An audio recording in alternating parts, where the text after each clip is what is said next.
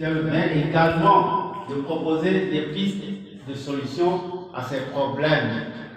Sauf que nous tenons à vous signifier que notre hiérarchie insiste pour que les assises de cette année 2023 soient articulées sur le thème central qui est améliorer la qualité de l'enseignement par la bonne gouvernance et la redevabilité.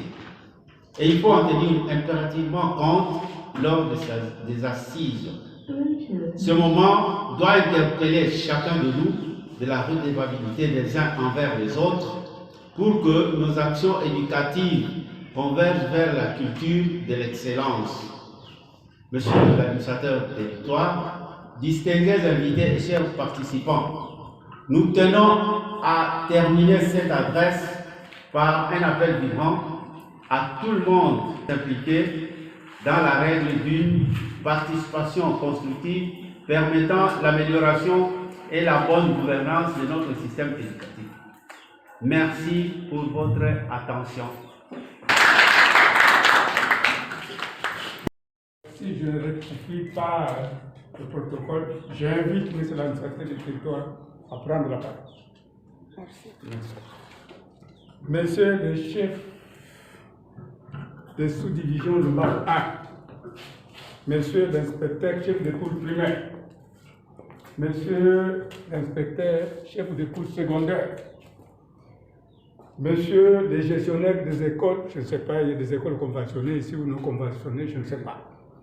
Monsieur le président de l'ANAPECO, Monsieur le président ou chef d'antenne de DINACOP, mes très chers compatriotes, ma grande joie de me trouver ce jour parmi ces hauts cadres de l'enseignement. Ces hauts cadres de l'enseignement sont les véritables animateurs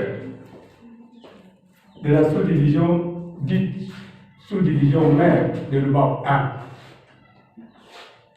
Parce que les nouvelles sous-divisions sont affrontées par la sous-division l'UBAO 1.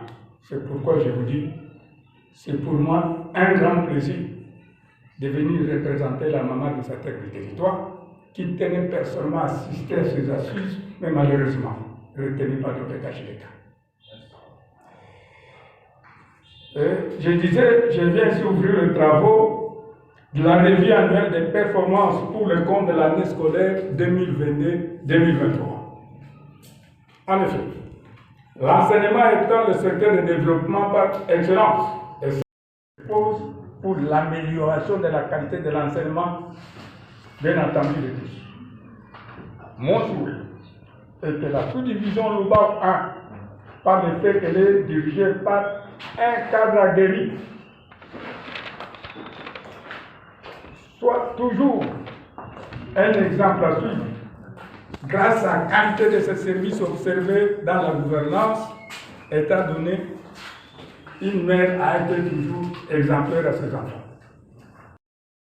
Mais surtout, celle de la jeune fille, future mère de la jeunesse de demain, qui dit la jeunesse de demain, dit le grand peuple de demain, le peuple congolais. Voilà qui est fait.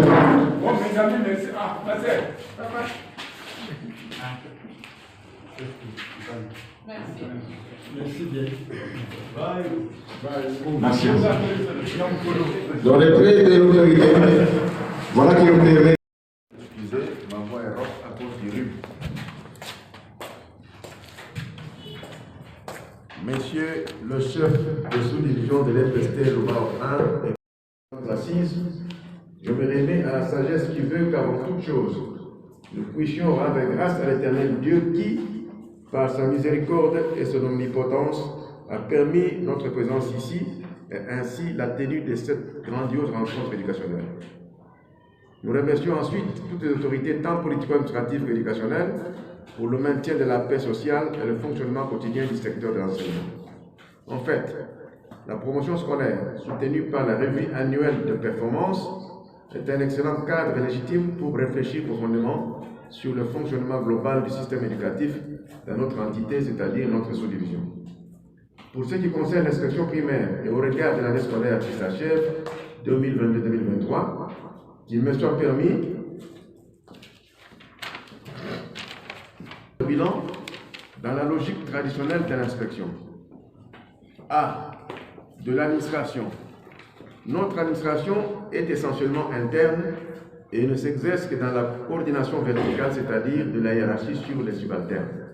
Localement, le bureau pôle primaire s'est bien acquitté de différents rapports exigés par l'IPP.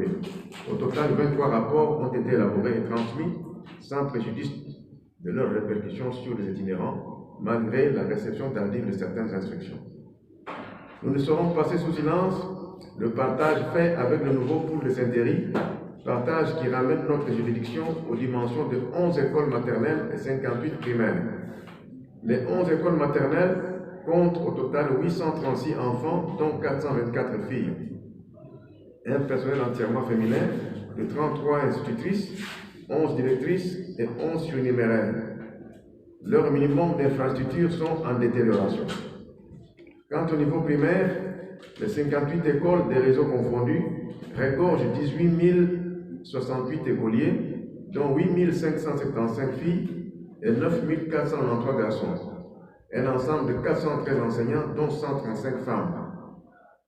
60 chefs d'établissement, adjoints y compris, parmi lesquels 6 femmes. B. Du contrôle de l'enseignement. La production inspectorale se chiffre à 31 C2. C2 veut dire inspection administrative, doublé de C2B, ce qui représente 53% de couverture. Préparer une paix réelle au profit du monde enseignant.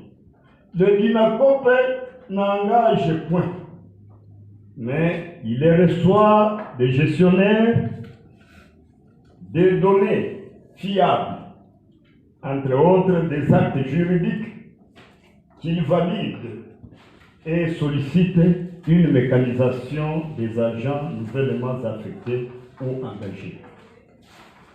Bref, le DINACOPE assure l'indépendance du ventre au personnel enseignant des réseaux confondus. Et avant